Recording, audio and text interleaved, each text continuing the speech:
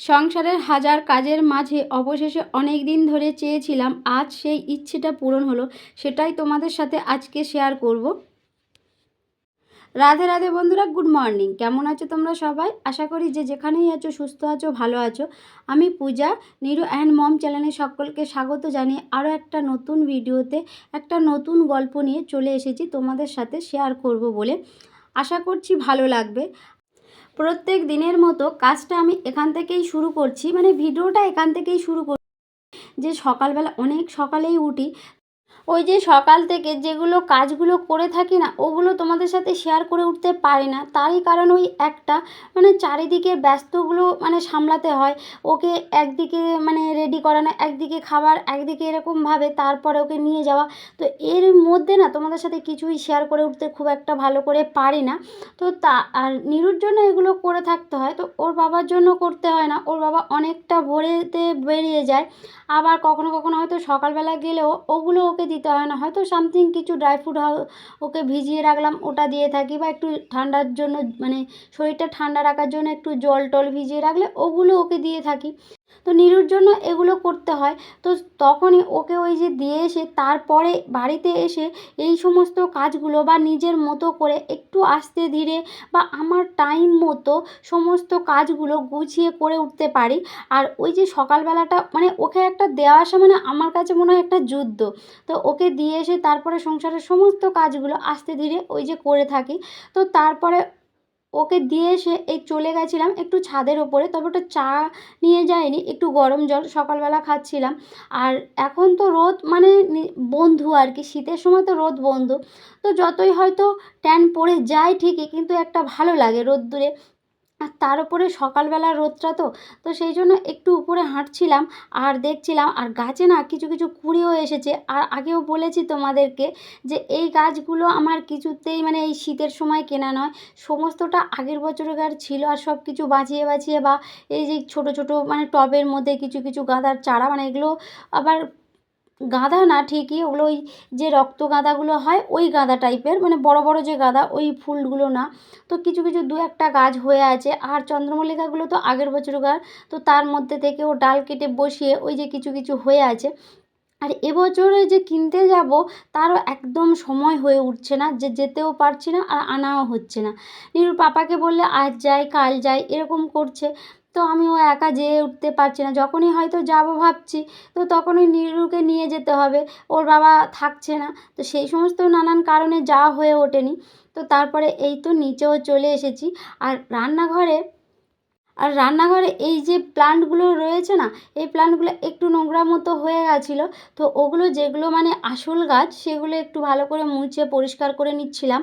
আর যেগুলো একটু আর্টিফিশিয়াল তো সেগুলো একটু ভালো করে এই যে ধুয়েও নিয়ে নিয়েছি।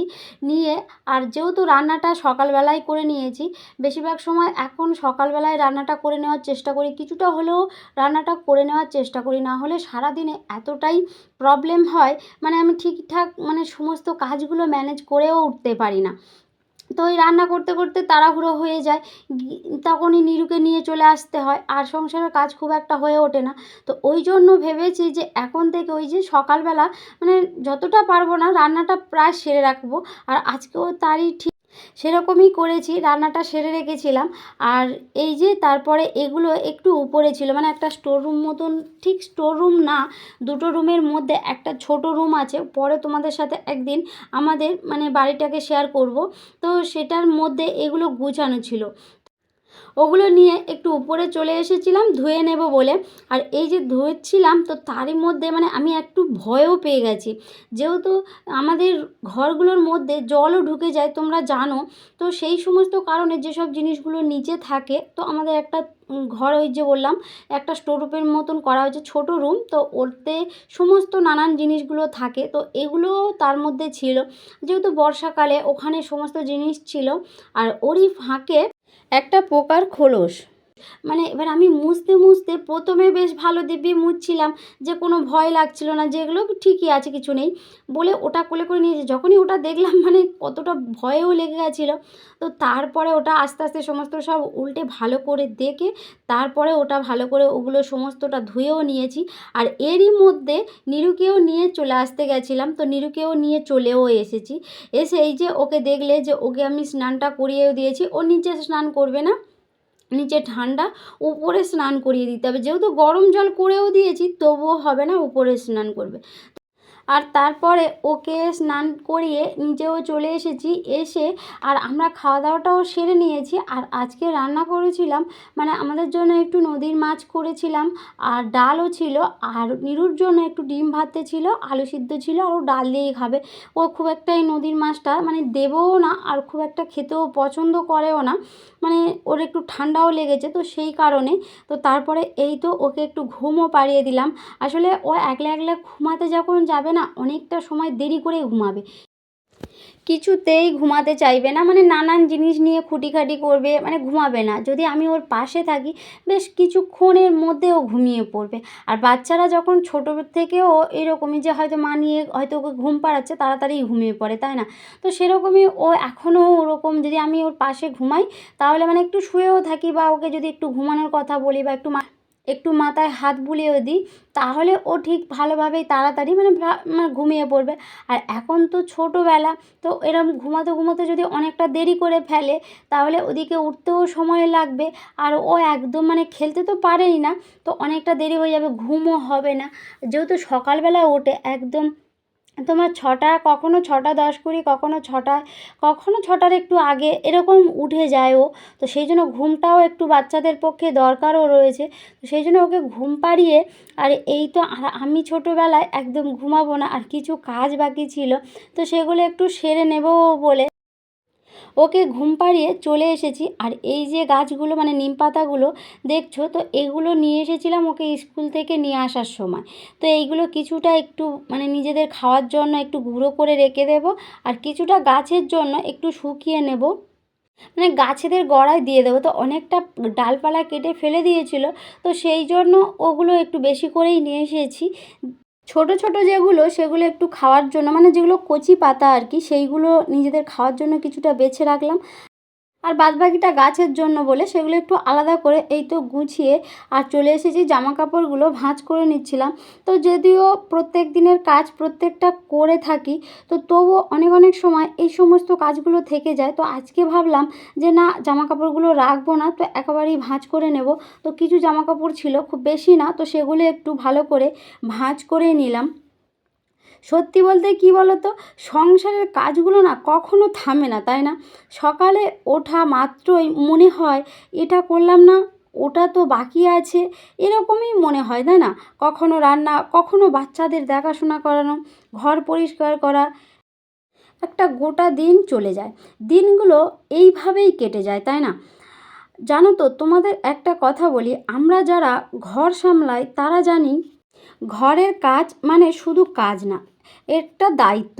দিনের শেষে ক্লান্তি থাকে ঠিকই, কিন্তু মনটাও ভরে থাকে যখন সব দিক ঠিকঠাক থাকে, তাই না? এই সংসারে এই দায়িত্ব, এই ভালোবাসা সব মিলেমিশে জীবনটা এগিয়েই চলে। আর এত কিছুর মধ্যেও নিজের একটু ইচ্ছে, নিজের একটু পছন্দ, নিজেদের একটু স্বপ্ন, এগুলো আমরা কখনো কখনো পিছিয়েই দিই, তাই না? মনে মনে ভাবি একদিন করব, একদিন নেব, একদিন হবে, তাই না? কিন্তু কিন্তু বাস্তবে এগুলো পূরণ করতে একটু মানে কষ্টই হয়।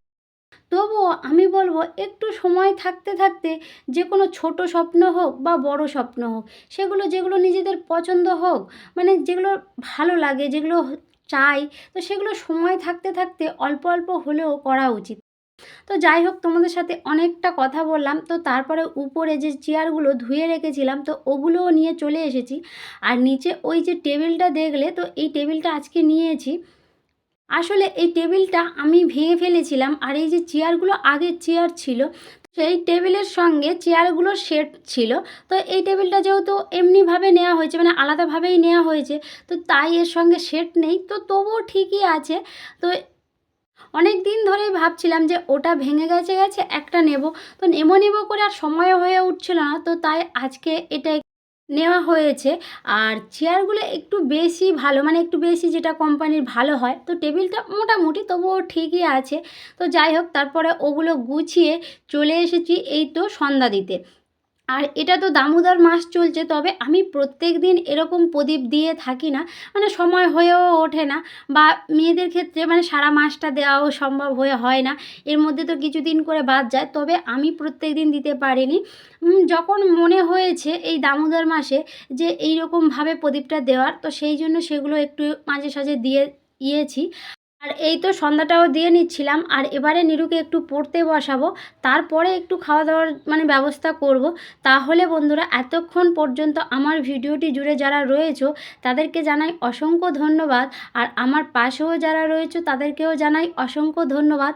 এই বোনটি বা দিদিটির ভিডিওটি যদি ভালো লেগে থাকে তাহলে একটা লাইক, কমেন্ট, বা তোমরা চাইলে একটা মিষ্টি বন্ধুও হয়ে যেতে পারো, আর তোমরা চাইলে ভিডিওটি শেয়ারও করতে পারো। তাহলে বন্ধুরা, আজকের এখানেই শেষ করছি। দেখা হচ্ছে এরকম কোনো আমার একটা সাংসারিক নতুন গল্পের ভিডিওর সাথে। এই পর্যন্ত, টাটা।